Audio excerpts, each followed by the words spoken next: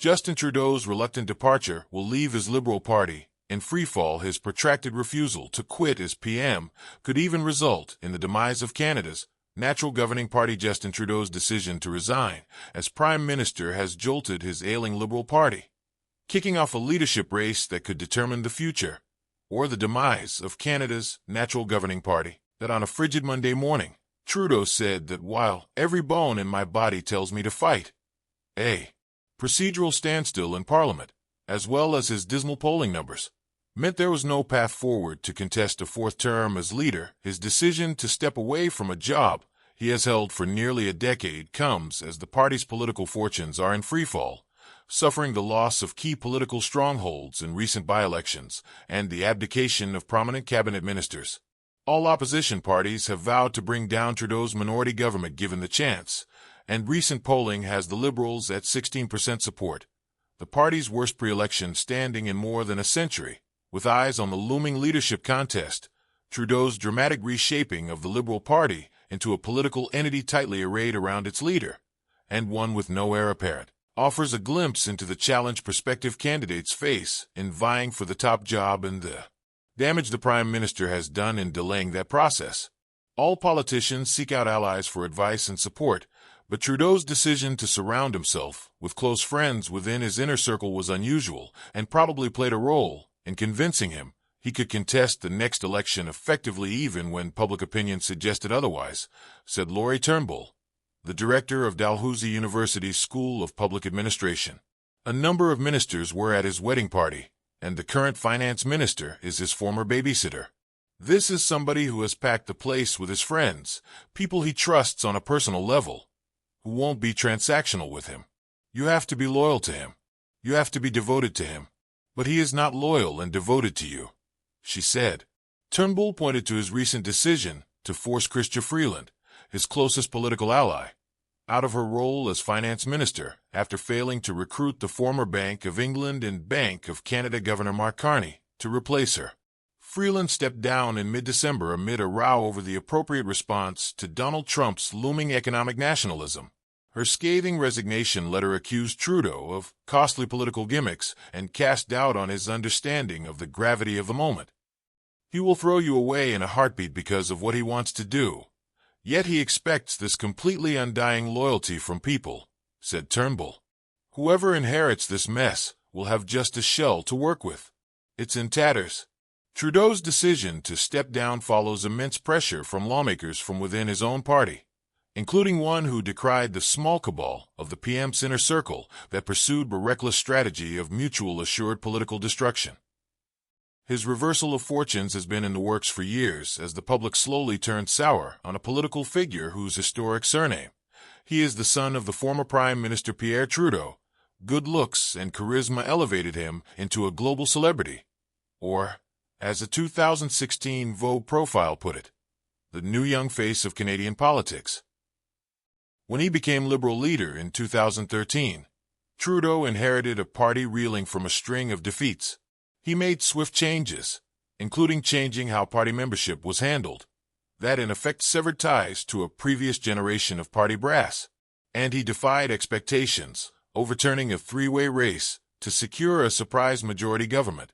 But a leader seemingly attuned to the mood of the country found himself embroiled in a series of personal scandals, including a family trip to the Aga Khan's private island, and skipping the country's first National Day of Truth and Reconciliation for a surfing vacation. 3 damning images of the Canadian Prime Minister in blackface and revelations that members of his family were paid hundreds of thousands of dollars by a charity to which his government recently awarded a substantial contract also eroded his carefully crafted public image. Trudeau's apparent inability to understand public outrage in each case offers an explanation for his protracted refusal to step down and his seeming blindness to growing dissatisfaction within his party and the broader public. Every day he remained silent. He increased the number of voices saying, "You need to depart." His silence diminished the impression that he made a choice of his own volition, and that delay has likely taken a shark-sized bite out of the Prime Minister's legacy, said Scott Reid, a political advisor and former director of communications to the Liberal former Prime Minister Paul Martin. But the inherent self-confidence required to be a successful Prime Minister, Be the kind of person that can compete to lead the country and succeed at it always. Always makes you vulnerable to having a blind spot, especially when recognizing the end is nigh. And so what we thought was going to be a political story about a man who resurrected his political party is now at risk. He won't just not be the hero of that story, but he may return the Liberal Party to the same dismal place that he discovered it. Or worse. Jean-Marie Le Pen, French far-right leader, dies aged 96. Former paratrooper led National Front Party for decades and courted controversy, being repeatedly fined for contesting crimes against humanity. Jean-Marie Le Pen, founder of France's far-right National Rally Party, has died aged 96. The former paratrooper, who led the party from 1972 to 2011 when it was called the National Front, had been in a care facility for several weeks and died at midday on Tuesday, surrounded by his loved ones. His family said in a statement that Le Pen faced charges last year, along with his daughter Marine Le Pen, over allegations they and other figures in their National Rally Party embezzled money from the European Parliament with fake jobs. Jean-Marie Le Pen was excused from attending court for health reasons, but Le Pen repeatedly courted controversy and legal action with his views on the Holocaust, which he described as a mere detail in the history of the Second World War, and his lauding of France's wartime government at Vichy that collaborated with the country's Nazi occupiers. That he has been convicted and fined several times for contesting crimes against humanity. In 2014, he suggested the deadly Ebola virus could be a solution to the global population explosion. 2 years later, he was convicted of provoking hatred and ethnic discrimination for telling a public meeting 3 years earlier that Roma in the city were rash-inducing and smelly. The pugilistic Le Pen, who is believed to have lost his left eye in a fight, he later insisted it was damaged in a banal accident with a tent pole, was made lifetime honorary president of the FN when his daughter took over as party leader in 2011. She threw him out in 2015 after he refused to temper his incendiary language as she attempted to clean up the FN's reputation, but only finally succeeded in ejecting him from the party in 2018 after several legal battles. Le Pen stood for president 5 times and shocked France in 2002 when he knocked the socialist candidate Lionel Jospin out of the first round of the vote and found himself against Jacques Chirac in a second-round vote for the Élysée. Chirac won by a convincing margin, more than 82% of votes. Jean-Marie Le Pen was born the only child of Breton fisherman and his seamstress wife. His father died when Jean, as he was then, was 14, after a mine caught up and his net exploded. At 16, he asked to join the military, but was refused as too young. He later joined the French Foreign Legion's parachute regiment and took part in the war in Indochina and in the Algerian War of Independence, during which he was accused of torturing detainees. In 1962, Le Pen told the newspaper Combat, "I've nothing to hide. We tortured because it had to be done.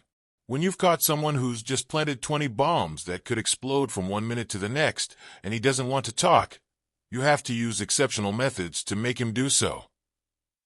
Later, Le Pen denied further accusations of torture Algeria, claiming they were part of a left-wing government plot to discredit him. He was first elected as an MP in 1956 and co-founded the Front National in 1972.